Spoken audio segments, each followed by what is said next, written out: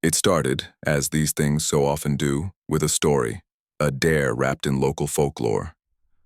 I was new to New Jersey, a freelance photographer named Alex trying to make a name for myself in a place where I knew no one. The city concrete was suffocating, and I craved a project with teeth, something raw and evocative that would set my portfolio apart. That's when I first heard the name, Clinton Road. It was whispered in diners and mentioned in online forums with a mixture of bravado and genuine fear. A 10-mile stretch of asphalt cutting through a dense, uninviting wilderness in West Milford. They called it the most haunted road in America.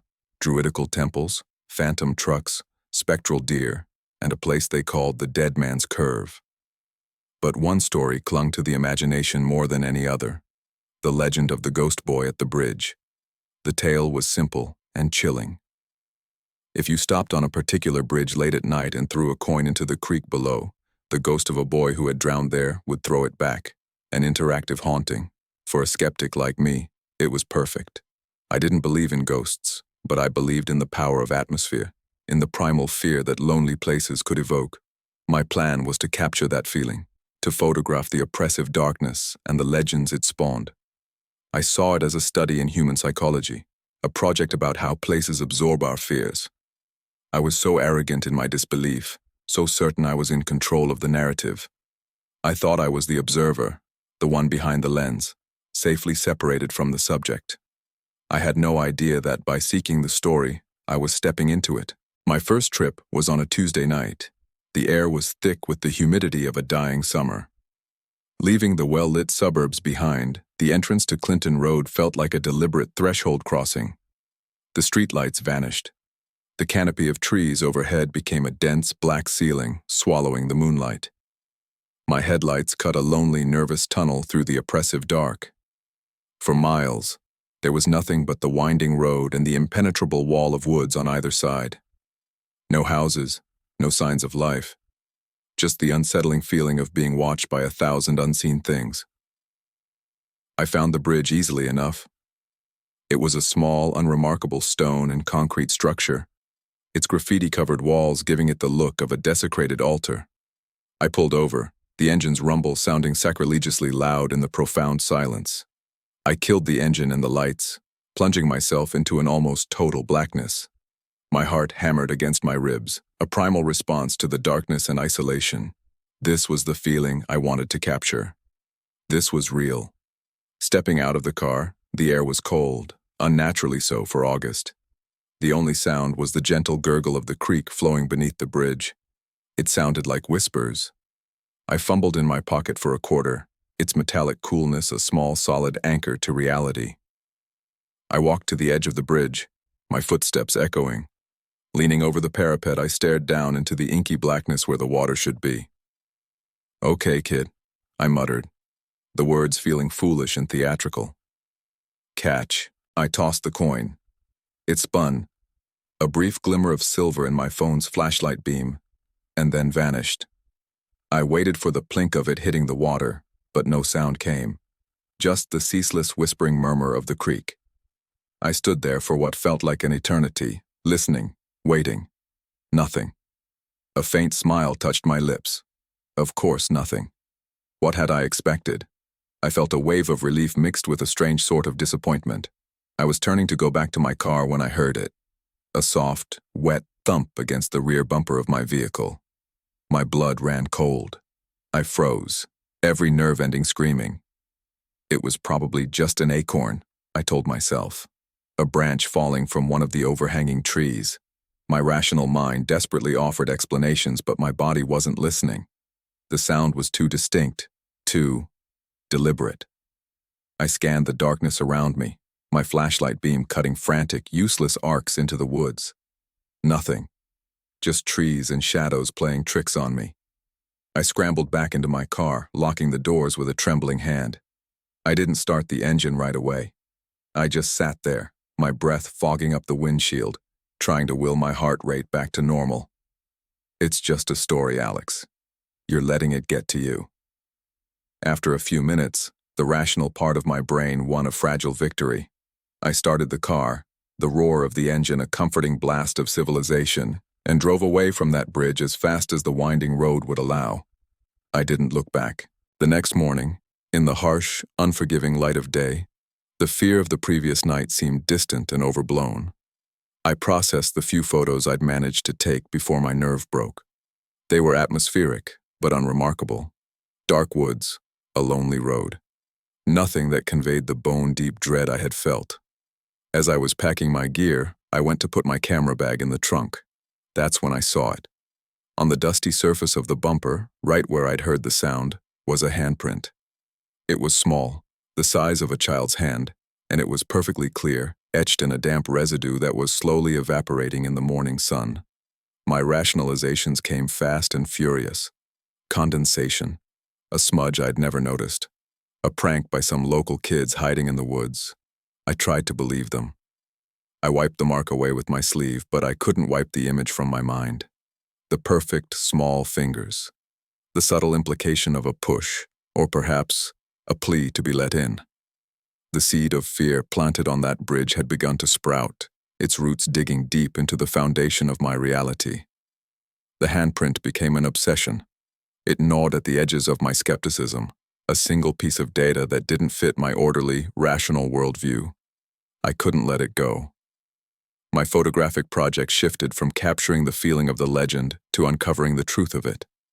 I dove headfirst into the digital rabbit hole of Clinton Road. I spent days sifting through ghost hunting forums filled with dubious orb photos and rambling anecdotes, but then I started finding more credible sources.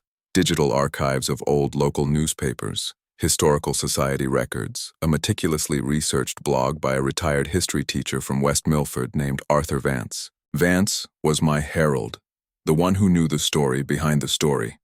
His blog was a sober, factual account of the tragedies associated with the road, and there were many. But his posts about the bridge were different. There was a current of genuine fear beneath his academic tone. According to a newspaper clipping from the West Milford Argus, dated July 1978, a 9-year-old boy named Daniel Miller had drowned in the creek. He'd been playing on the bridge, slipped on the wet stones, and was swept away by an unusually strong current after a summer storm. A simple, tragic accident. But Vance had dug deeper. He had found other accounts, older ones, stretching back over a century. A carriage accident in 1892 where a family of 4 vanished, the wreckage found in the creek but the bodies never recovered. A hitchhiker who disappeared in the 1950s, last seen walking towards the bridge. A string of single-car accidents on that same curve, all of them fatal, all of them inexplicable. The legend of the ghost boy, Vance proposed, was just the most recent face of something much older and more malevolent. Daniel Miller wasn't the haunter. He was the bait. The most chilling entry was Vance's analysis of the coin ritual. He'd found an obscure piece of folklore from the original Dutch settlers of the area. They believed certain streams and rivers were gateways, places where the veil between worlds was thin. An offering of metal, a coin, was a way to appease the spirits that guarded these gateways, to pay for safe passage. But the folklore came with a stark warning. The spirit was a trickster. It might return your offering as a sign of acceptance. But what it was accepting wasn't your gift. It was accepting you. By tossing the coin, you weren't playing a game with a ghost boy. You were entering into a contract. You were marking yourself for collection. I felt a cold dread seep into my bones, a dread far more profound than what I'd felt on the bridge. The handprint. The coin that never splashed. The soft thump. It wasn't a ghost trying to get my attention. It was a predator acknowledging my offer. I tried to talk about it with Mike, a fellow photographer and the closest thing I had to a friend in this state. He was the skeptic, the voice of reason I so desperately needed. I showed him my research, the newspaper clippings, Vance's blog. He listened patiently, then laughed. "Alex, come on, man," he said, clapping me on the shoulder. "You're a great artist, but you're getting lost in the sauce. It's a spooky story, that's all. People die, accidents happen. You got spooked on a dark road and now you're connecting dots that aren't there. The handprint was probably just a weird smudge. Let it go. The project is making you paranoid." His dismissal was like a door slamming shut. He couldn't see it. He couldn't feel the cold logic of the pieces falling into place. His disbelief didn't comfort me. It isolated me. I was alone with this terrible new knowledge, this understanding that I had knocked on a door I should never have approached, and something had answered. I had paid my toll, and now it was coming to collect. The escalation was gradual at first, a slow, methodical dismantling of my sanity. It started with water. I would wake up in the middle of the night to the sound of a faucet dripping in the bathroom, even though I knew I had tightened it before bed. Small, inexplicable puddles of cold, clean water would appear in the center of my living room floor, with no leak in the ceiling to explain them. I'd come home to find a perfect ring of condensation on a tabletop, as if an ice-cold glass had been resting there moments before. Then came the sounds. The distinct plink, plink, plink of a coin being dropped, over and over, seeming to come from just outside my apartment door. I'd rip the door open to find the hallway empty. Late at night, when the building was silent, I'd hear the faint, rhythmic thump, thump, thump of a rubber ball bouncing in the corridor. Each bounce was a perfect echo of the sound I'd heard against my car, a constant, mocking reminder. The visual phenomena were the worst. I'd catch a flicker of movement in my peripheral vision, a small shape darting just out of sight. It was the reflection that truly broke me. I was watching TV one evening, the screen went black during a scene change, and for a fraction of a second, I saw him. A pale boy with dark, hollow eyes stood behind my reflection, his clothes dripping wet. I yelled and spun around, my heart exploding in my chest. The room was empty. From that moment on, I avoided reflective surfaces. I covered my television with a blanket and draped a towel over the bathroom mirror. My own home, my sanctuary, was becoming a minefield of terror. I begged Mike to come over, to stay the night. I knew it was a long shot, but I was desperate for a witness, for someone to validate that I wasn't losing my mind. He agreed, reluctantly, clearly thinking he was humoring a friend on the verge of a breakdown. Of course, while he was there, nothing happened. The apartment was silent, no drips, no bounces, no phantom puddles. We watched a movie on my laptop, and I could feel his skeptical pity radiating off him. "See, man, it's all good," he said, as he got ready to leave around 2 a.m. "You're just overworked and stressed. You need a break from all this ghost stuff." I walked him to the door, a profound sense of defeat washing over me. He was right. I was crazy. As he stepped into the hallway, a sound echoed from the far end of the corridor near the stairwell. A child's giggle, soft but clear. We both froze. "Probably just the neighbor's kid," Mike said, his voice a little too quick, a little too high. He shot me a nervous glance. "They're up late sometimes." He hurried to the elevator, and I stood in my doorway, watching him go. He was my last tether to the rational world, and I could feel it snapping. That's when the truly malicious phase began. It was no longer just trying to scare me. It was trying to break me. I woke one night to an overwhelming roar.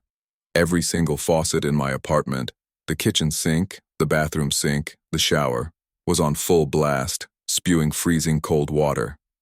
The sound was deafening, like a raging river, and my apartment was rapidly flooding. As I frantically ran from room to room, shutting off the water, I felt a small, cold hand brush against the back of my neck. I screamed and fell to the floor, scrambling away from an invisible touch, a sobbing, terrified mess in my own waterlogged home. I knew I couldn't stay. The entity was no longer bound to the road. It was tethered to me. I packed a bag in a frenzy, throwing in clothes and my laptop, and fled. I just drove, with no destination in mind, just a desperate need to put miles between me and that apartment. But there was no escape.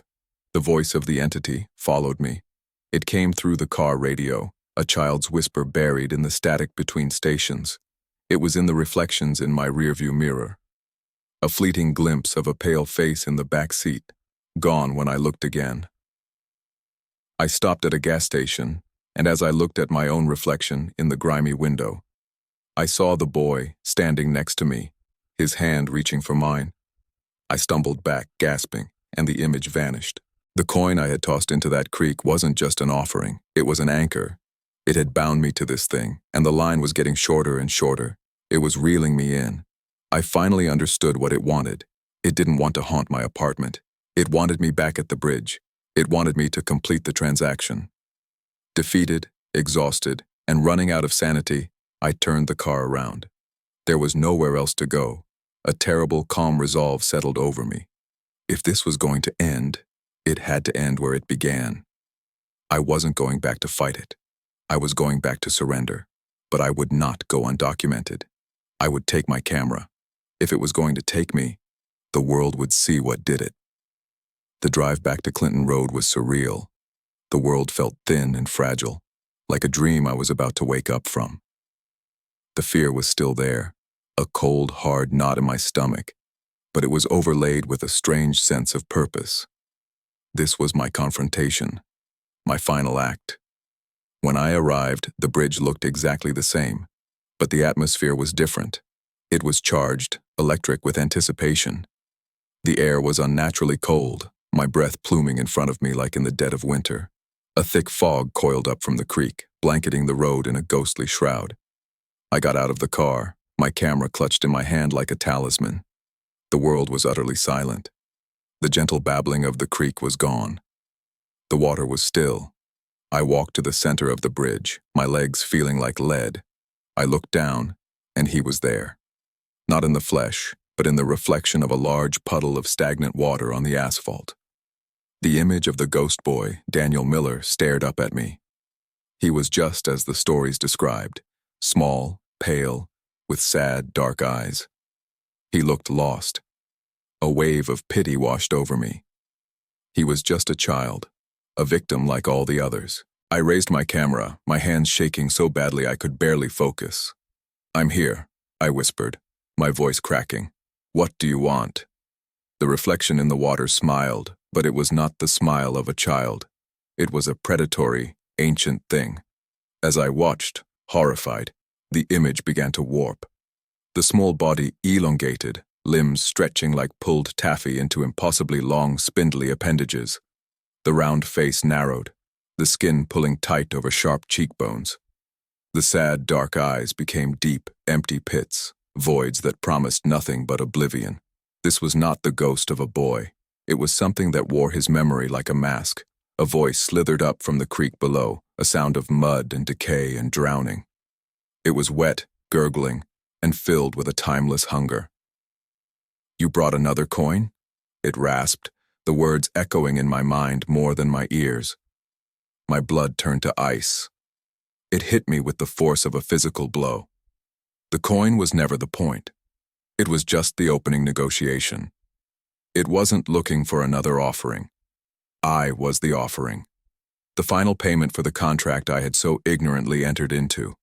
My life for a glimpse behind the veil. Panic, pure and absolute, seized me.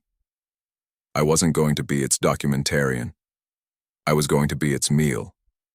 In a final, desperate act of self-preservation, I did the only thing I could think of. I couldn't give it myself, so I gave it the next best thing. I gave it my ambition, my reason for being there in the first place. "Here!" I screamed, my voice raw with terror. "Take it!" I hurled my expensive camera over the side of the bridge. It tumbled end over end, a sacrifice of glass and metal, and hit the dark, still water of the creek. There was no splash. Instead, the moment the camera touched the water, a horrific, piercing shriek erupted from the creek, a sound of pure agony and rage. It was the sound of a predator being denied its rightful prey. A blast of impossibly cold air exploded from beneath the bridge, hitting me with the force of a physical blow and throwing me back against my car. The fog swirled violently, and then, as quickly as it had begun, it was over. Silence. The oppressive cold vanished. The fog dissipated, and for the first time since I'd arrived, I could hear the gentle, familiar sound of the creek gurgling below. I lay on the ground for a long time, shaking, my body bruised, my mind shattered. Eventually, I crawled back into my car and drove. I didn't speed, I just drove steadily, away from that place, leaving the ghost of my ambition and a piece of my soul behind in that dark water.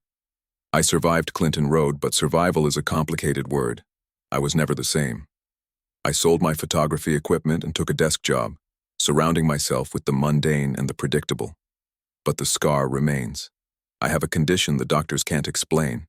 My body temperature is always a few degrees below normal. I live with a perpetual chill that no blanket can warm. I can't stand the sound of running water. It sends me into a full-blown panic attack. I take the long way around to avoid crossing bridges. I move to a different city, a different state, trying to outrun the memory. But some knowledge, once gained, can never be unlearned.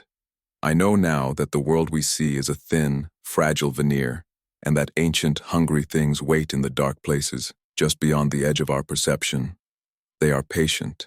They set traps made of stories and wait for the curious, the arrogant, and the foolish to spring them. Sometimes, when I'm walking through a park, I'll see a child toss a coin into a fountain. And for a terrifying, heart-stopping second, I'll see the child's reflection in the water look up, not at the child, but at me. And in its eyes, I see the dark, hollow pits of the entity under the bridge, waiting. It knows I am a witness. It knows I am marked. It let me go, but the contract is not void. It's just waiting for the next payment.